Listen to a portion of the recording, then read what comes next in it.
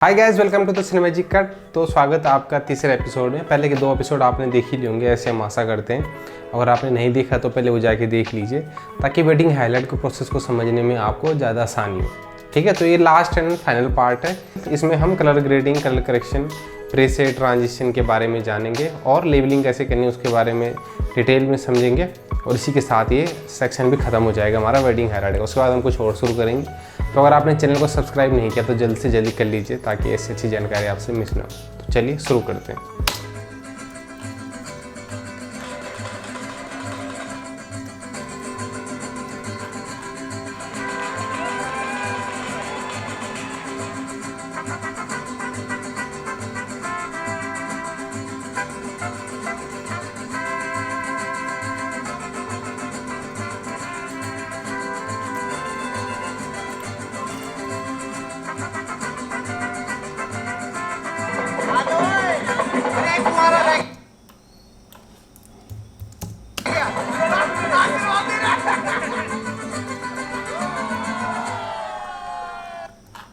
ठीक है, सो अब करेंगे नेक्स्ट पार्ट शुरू। ठीक है, इसमें वेडिंग डे के शॉर्ट्स लगाएंगे हम। ठीक है, इसमें क्या करेंगे, ओपनिंग हम कहाँ से करेंगे। तो देखो, वैसे तो मैं ड्रोन के फुटेज से, जैसे मैं पहले आपको बताया, ड्रोन के फुटेज से ही ओपनिंग करना सही लेता हूँ। लेकिन इसमें देखते हैं कि कुछ अगर चेंज हो पाए इसमें तो।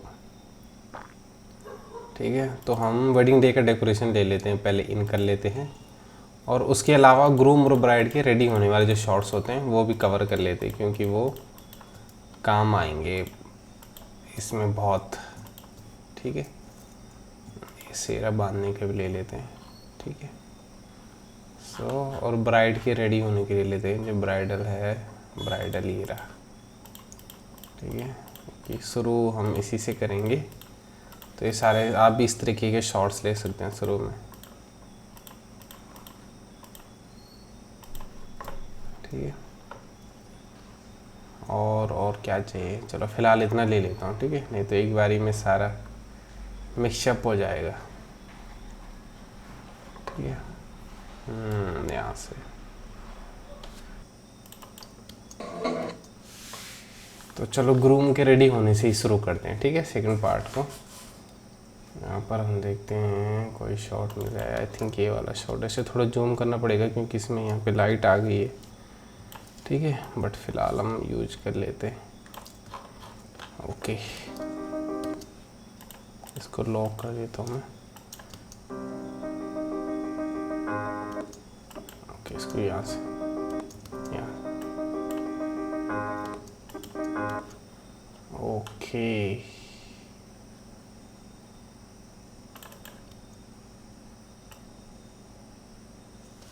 And then next shot. ठीक है, आप भी ऐसे कट टू कट लगाते रहो इसमें। फिर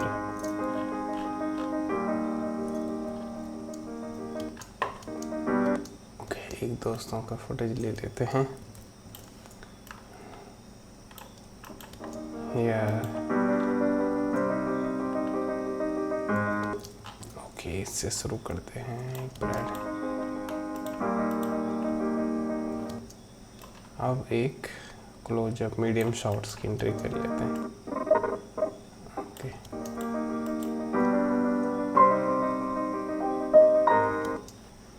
अब मुझे लगता है यहाँ पर एक कनेक्टिंग शॉट यहाँ पर ज़्यादा अच्छा लगेगा। इसको आगे खिसकाता हूँ और इसको लगा देता हूँ यहाँ पर। ठीक है, ऐसे आप देखते रहना बीच में जहाँ पर आप, क्योंकि मुझे लग रहा है कि यहाँ पर लाइट का सेम, तो इसको आधे में इसको करके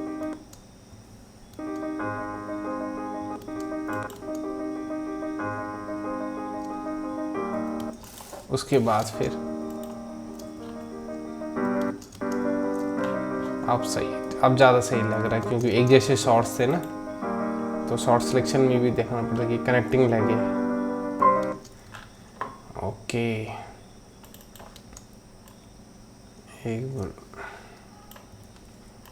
एक घूमने के लगा देता हूँ।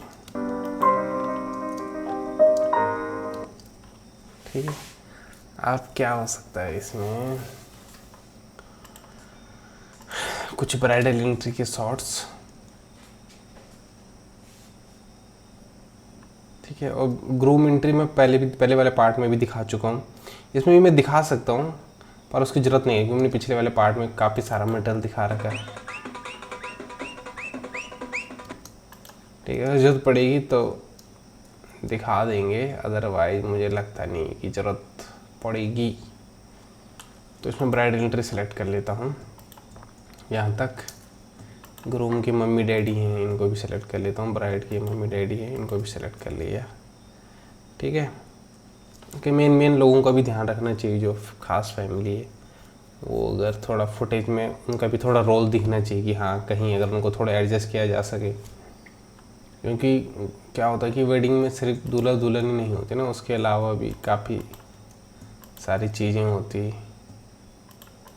ठीक है, ये करके कुछ पूजा के शॉट्स ले लेता हूँ। ठीक है, वाइट फ्रेम वाले ज़्यादा ले रहा हूँ मैं, क्योंकि पूजा में सारी चीज़ें दिखती है ना तो अच्छा लगता है। फिर उसके बाद चाहिए मुझे फेरों के शॉट्स, कुछ बी रोल ले रहा हूँ मैं, कुछ वाइड ले रहा हूँ।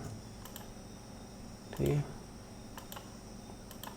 फेरे घूमने के शॉट्स हैं इसमें अच्छे ये ले रहा हूँ मैं।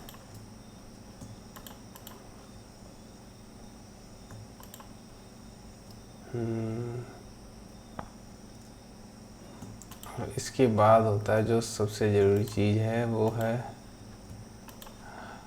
मांग भरने का सीन। ठीक है, वो भी मैं ले लेता हूँ।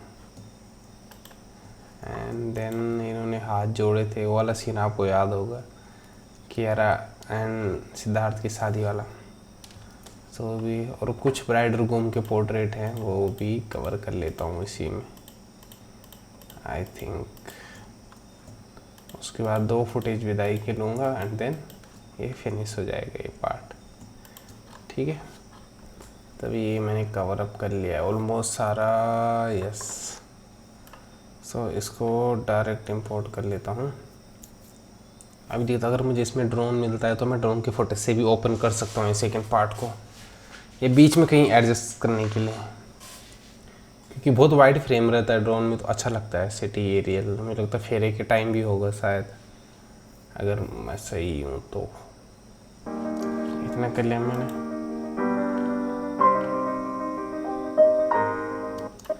ठीक है, अब फिर वापस आते हैं। अब पोर्ट्रेट और ग्रूम ब्राइड के पोर्ट्रेट और वो सब मैं बीच में एडजस्ट करते रहूँगा, और साथ साथ में फंक्शन को भी कंटिन्यू करेंगे। ठीक है, तो मैं ग्रूम ब्राइड के पोर्ट्रेट ले लेता हूँ पहले 1-2, क्योंकि इनके इकट्ठे शॉट्स नहीं हैं, तो एक अच्छा शॉट अगर मिल जाए उसके बाद फिर बाकी के फंक्शन शुरू करता हूँ। क्या कि शुरू के 8-10 सेकंड तो बिल्कुल होना चाहिए मक्खन, एकदम बेस्ट कवर होना चाहिए। फिर बीच में आप फिर नॉर्मल प्रोग्राम को, फिर बाद में फिर सेम। आई थिंक ये शॉट है दिस वन। नहीं, ये भी नहीं सा है।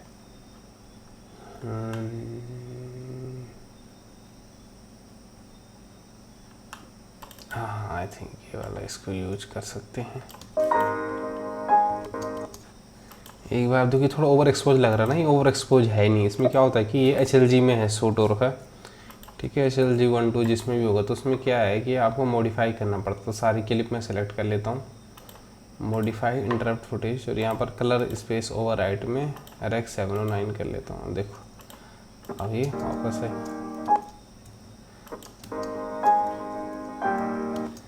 ओके, एक और पोर्ट्रेट मुझे लग रहा है कि वाइड फ्रेम की नीड है इसमें, इसको देखता हूँ शायद ये होगा।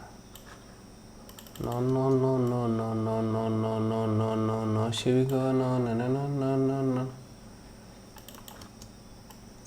ओह यस, इसको लगाया जा सकता है।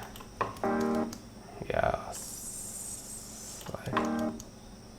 ये थोड़ा मैं इसकी स्क्रीन बड़ी कर लेता हूँ, आपको दिखने में इजी हो जाए जो।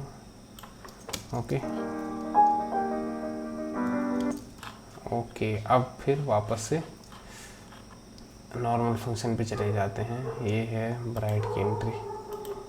अब कंटिन्यू ब्राइड एंट्री रखूँगा मैं, तो 3-4 शॉट इकट्ठे ले लेता हूँ। ठीक है, इसको 50% कर लेता हूँ, Ctrl+R करके, Ctrl+R। ठीक है, ये शॉट अच्छा नहीं है, इसको डिलीट करो।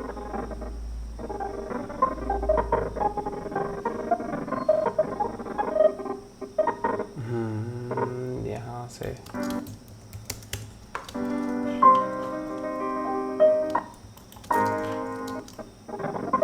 ओके, और एक ग्रूम का रख लेता हूँ।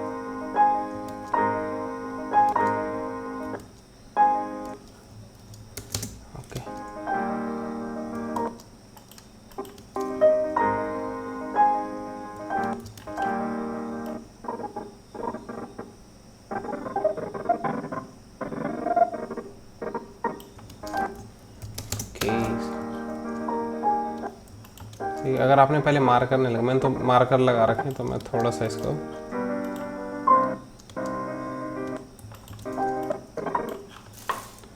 करते हैं ऐड।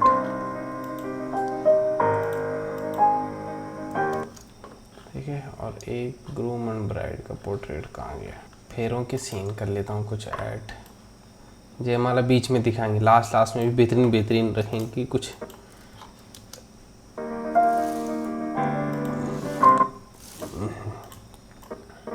देखता हूँ अगर कुछ मिलता है यहाँ पे।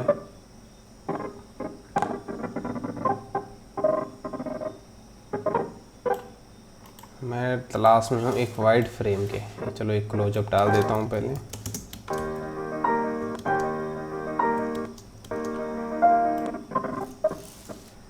ये है आ गया साहब एक वाइड फ्रेम। क्या है कि वाइड क्लोजअप का मिक्सचर भी बहुत सही होना चाहिए।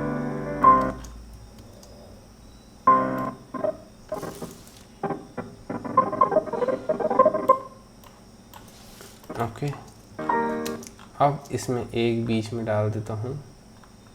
आई थिंक जो यहाँ पर नीड है,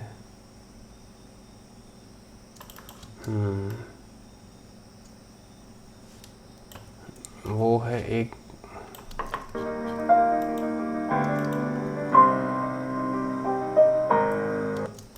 ठीक है।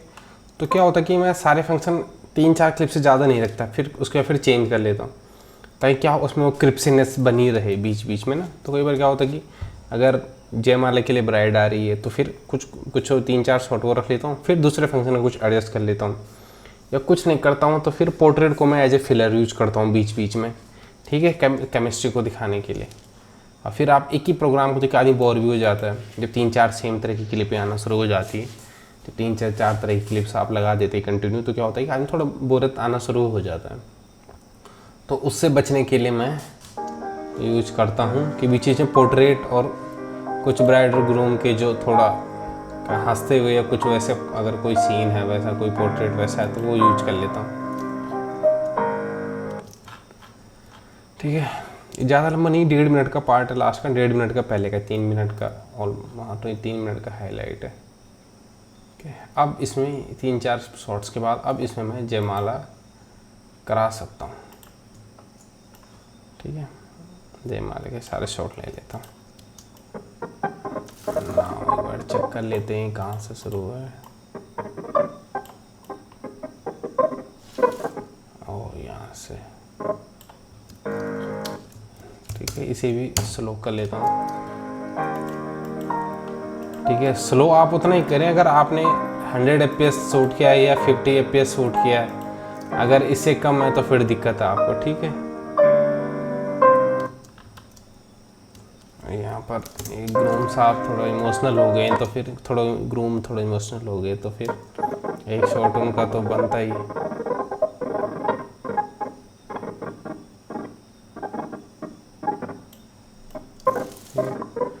पर ये सही आया नहीं है तो इसको कैंसल कर देते हैं, कैंसल। ओके गाइस, नाउ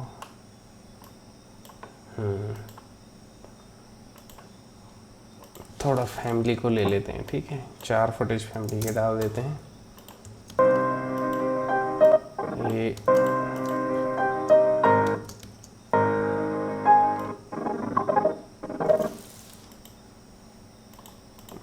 एक डाल देते हैं और देन वापस चलते हैं फेरों के ऊपर।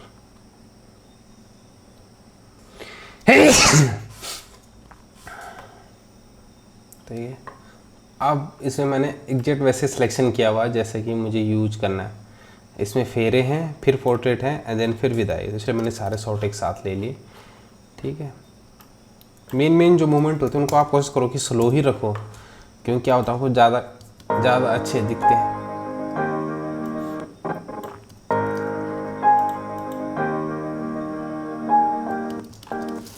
ठीक है, और ज़्यादा फुटेज यूज नहीं करना, एक आध ही बस।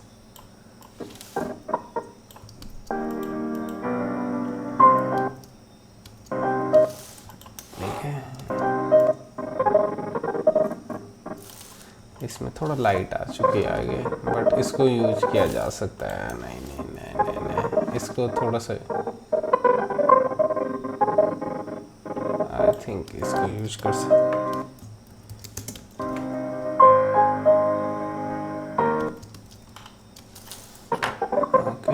आई थिंक ये काफ़ी हो गया है। आओ एक आध, ओके, एक मंगलसूत्र पहनाने का शॉट यूज कर लेते हैं।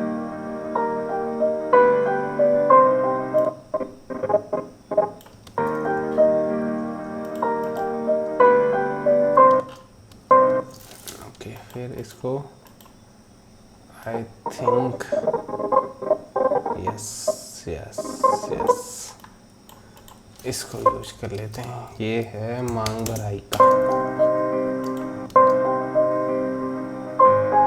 ठीक है, इसको स्टेबलाइज हम बाद में करेंगे।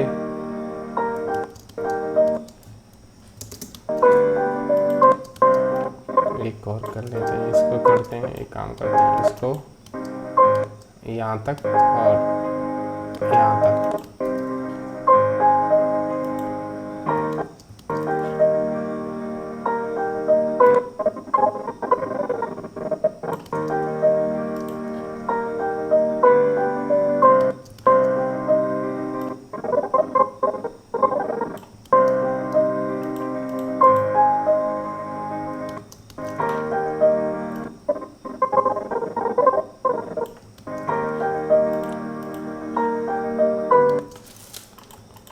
ठीक है, फिर पोर्ट्रेट यूज कर रहा हूँ मैं, ताकि no this not good, this no, एक वाइड फ्रेम यूज कर लेता हूँ। या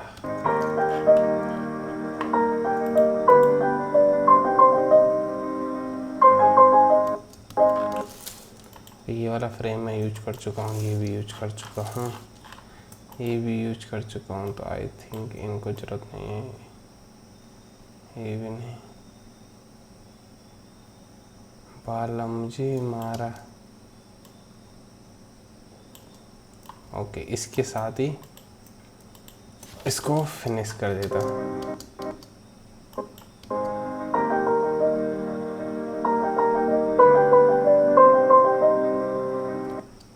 ओके, और इस गाने को भी यहीं पर फिनिश कर देता हूँ। यहीं पर थोड़ा सा उसका गेन कम हुआ था, तो इसके साथ ही ओके। सो अभी देखते हैं क्या हुआ है। ठीक है, अभी इसमें प्रीसेट यूज करना रह गया है, कलर करेक्शन करना रह गया है, कलर ग्रेड करना रह गया है। ठीक है, तो वो सब हम करेंगे अभी, लेकिन उससे पहले इसको देखते हैं हमने क्या बनाया है। ठीक है, अभी इसकी ओपनिंग भी करना है, हमने इसकी ओपनिंग टाइटल नहीं बनाया है। ओके,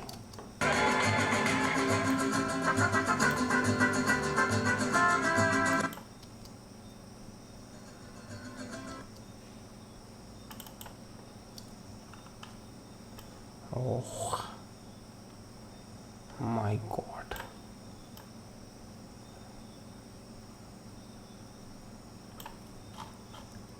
ठीक है, इसको एग्जैक्ट लोकेशन पे मिला के ओके नाउ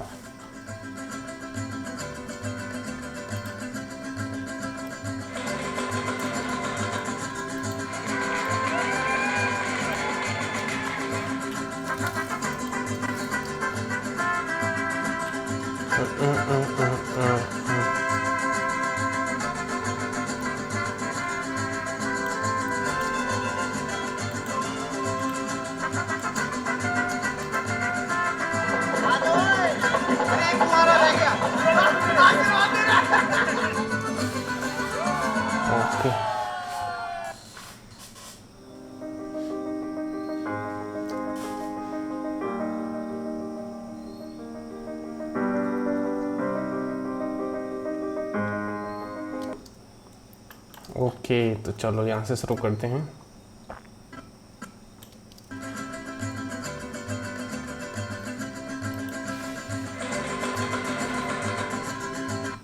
ओके, अब इसमें बाहरी फुटेज का कोई काम नहीं, तो फुटेज को हम कर देते हैं क्लोज।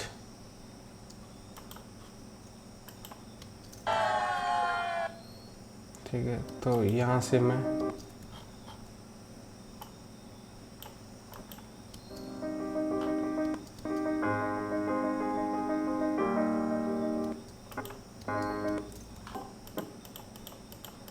ओके, सो अब पहला काम है इसमें कि मैं इसमें कलर करेक्शन करके रख देता हूँ। सबसे पहले कलर करेक्शन में कि मैं इन सब का एक्सपोजर और वाइट बैलेंस जो है बराबर करूँगा प्रत्येक क्लिप पर। ठीक है, मैं आपको एक क्लिप में करके दिखाता हूँ, नहीं तो बहुत लंबा हो जाएगा प्रत्येक क्लिप पर। जैसे मैं यहाँ पर इस क्लिप को ले लेता हूँ, इस क्लिप में यहाँ पे क्या कमी है आप, ठीक है, तो इसका वाइट बैलेंस चेक करना बहुत ज़रूरी है। ठीक है, सबसे पहले मुझे स्क्रीन में एक्सपोजर बहुत ज़्यादा लग रहा है, इवन टोन एक्सपोजर नहीं है, तो मैं क्या करता हूँ, इसका थोड़ा सा हाईलाइट कम करता हूँ, लिटिल बिट वाइट। ठीक है, ये मैंने कम कर दिया। ओके, और एक्सपोजर में मुझे हल्का सा इसको हल्का सा, ये मुझे येलो लग रहा है हल्का सा। ठीक है, तो टेम्परेचर सेट कर लेता हूँ मैं, ये मैं कर चुका हूँ। थोड़ा सा मुझे कंट्रास्ट कम करना है, इसका कर लेता हूँ। एंड मुझे सैचुरेशन हल्का सा जरा सा ऊपर बहुत अच्छी लगती है, तो आप अपने हिसाब से चेक कर सकते हैं। ठीक है, ठीक है, अब मुझे दूर से लग रहा है, लेकिन अगर आपको ये समझ में नहीं आ रहा कैसे करना, तो आपने सबसे पहले क्या करना है, लूमेट्री स्कोप खोल लेना है। ठीक है, लूमेट्री स्कोप में जाके आपको यहाँ पर मैं आपको दिखाता हूँ।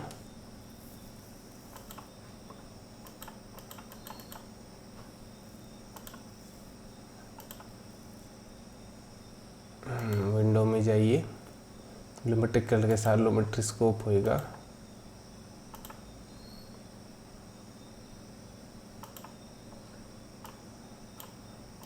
ठीक है, यहाँ पर मैंने इसका पैनल अनलॉक कर दिया। ठीक है, इसलिए ये आपको ज़्यादा बेहतरीन तरीके से समझ में आएगा।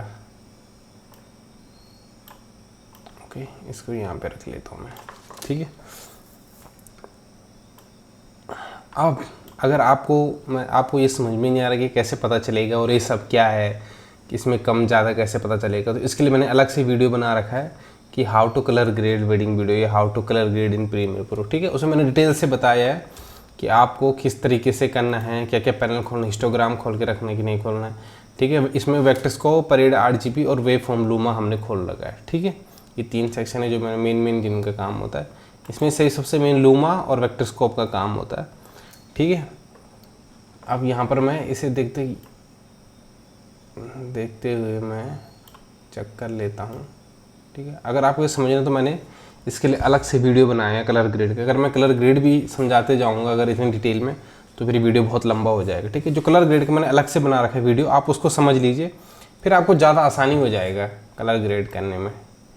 ठीक है, तो मैं फिलहाल कलर करेक्शन करूँगा। कलर ग्रेड के लिए मैं इसमें एक एडजस्टमेंट लेयर से काम चलाऊँगा। ठीक है, तो ऐसे करते रहिए आप। ऐसे करते करते अगर आपको लगता है कि अगली वीडियो में सेम एक्सपोजर है और इसे, तो आप क्या कर सकते हैं इसके लिए, एक बार आपने कलर करेक्शन कर दिया एक वीडियो में, आप चाहे तो एडजस्टमेंट लेयर के ऊपर भी कलर करेक्शन कर सकते हैं। कैसे, मैं आपको बताता हूँ। आप क्या करो, लेकिन क्या होता है कि हर वीडियो में, हर फुटेज में, हर क्लिप के साथ एक्सपोजर ऊपर नीचे होता था, वाइट बैलेंस भी कभी कभी ऊपर नीचे हो जाता है, क्योंकि ब्राइड और ग्रूम मूव कर रहे हैं, तो अगर वो येलो जो फ्रिल होती है उनकी साइड आ रही है, येलो फूल्स की तरफ आ रहे हैं, तो क्या होता है कि येलो कलर थोड़ा सा ज़्यादा दिखना शुरू हो जाता है, तो वाइट बैलेंस अपने आप ही डिसबैलेंस हो गया। तो ठीक है, तो इसलिए कोशिश करो कि कलर करेक्शन आप क्लिप टू क्लिप ही करो। ठीक है, पर फुटेज के साथ कलर करेक्शन करना है आपको।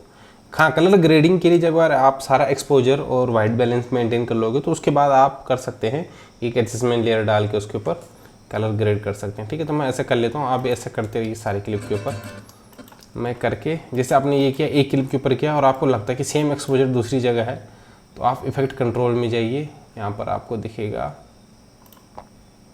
इफेक्ट कंट्रोल में जाइए, यहाँ पर लूमेट्री कलर का ऑप्शन आएगा, इसको कॉपी कर दीजिए और जो नेक्स्ट क्लिप है जैसे कि ये है, इसमें सीधे पेस्ट कर दीजिए कंट्रोल V करके। ठीक है, अब आप देखेंगे इसका एक्सपोजर कुछ और है, क्योंकि ये चेंज होगा, तब आपको चेंज करना पड़ेगा।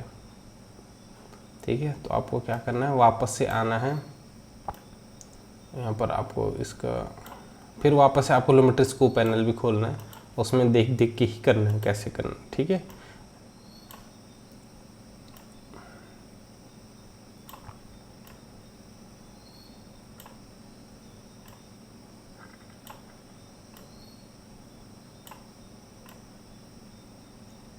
ओके, ठीक है। अगर आपको लगता है कि अगले फुटेज में फिर सेम कलर है तो आप क्या करो कि इसका कलर करेक्शन यहाँ से कॉपी करके Ctrl+C प्रेस कर सकते हैं, या लूमेट्री कलर में कॉपी के ऑप्शन में क्लिक करके नेक्स्ट क्लिप में जाके यहाँ पर सीधे Ctrl+V कर दीजिए, ठीक है। ये पेस्ट हो जाएगा, ठीक है। ऐसे करते करते जब आप सारी क्लिप का कर देंगे तो ठीक है, मैं आपको तुरंत नेक्स्ट चैप्टर में ले जा रहा हूँ कलर ग्रेडिंग के ऊपर, ठीक है। आप ऐसे एक एक क्लिप करके करते रहिए, ठीक है। कलर ग्रेडिंग के लिए क्या है, मैं यहाँ पर एक यूज कर लेता हूँ एडजस्टमेंट लेयर, ठीक है। मैं बार और टोन भी यूज कर सकता हूँ, ठीक है। पर मैं एक एडजस्टमेंट लेयर ले लेता हूँ, ठीक है। और यहाँ पर कलर ग्रेड कर लेता हूँ। मैंने हमेशा HLG के लिए 3 तरह के कलर ग्रेड पहले से ही बना के रखे हुए हैं, ठीक है, जो भी HLG का फुटेज होता है, और एक जो नॉर्मल सी वाइट बैलेंस होता है उसके लिए, ठीक है। अगर मुझे अलग से करना होता तो मैं पूरा बेसिक फॉलो करता हूँ उसमें, जो कलर ग्रेडिंग का बेसिक है, जो कि मैंने पिछले वीडियो में बता रखा है, अलग से वीडियो भी अपलोड किया हुआ है, ठीक है। लेकिन यहाँ पर मैं कर रहा हूँ कलर ओवरले का यूज, ये मैंने, ठीक है। अगर और थोड़ा इसकी इंटेंसिटी को कम कर लेता हूँ, ठीक है, इसको 42 कर लेता हूँ, और अब इसे थोड़ा सा कलर ग्रेड दे देता हूँ यहाँ से, मुझे जो अपना बेहद पसंद है, ग्रीन, येलो और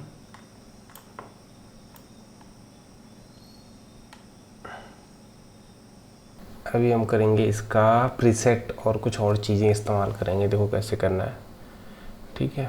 इसकी साउंड लेवलिंग भी करनी है कि साउंड का लेवल ज़्यादा नहीं होना चाहिए, ठीक है, वो भी करेंगे। तो इसमें मैं कुछ लगा देता हूँ ट्रांजिशंस, ठीक है। मेरा सबसे फेवरेट एडिटिव डिजोल्व है, पर कुछ जगह क्रॉस डिजोल्व यूज करता हूँ, कुछ जगह मैं करता हूँ डिप टू ब्लैक, वो भी बहुत अच्छा ट्रांजिशन है। आपको बाहर से ज़्यादा चीज़ें करने की ज़रूरत है नहीं, बहुत ही कम चीज़ें हैं जो आप बाहर से करेंगे, बाकी सब कुछ इफेक्ट कंट्रोल में मिल जाता है, इफेक्ट्स में मिल जाते हैं, सॉरी, ठीक है। यहाँ पर मुझे लग रहा है यहाँ कहीं पर, हाँ, जैसे कि यहाँ पर भी ट्रांजिशन हो रहा है, यस, ये, तो यहाँ पर एक ट्रांजिशन यूज कर सकता हूँ मैं।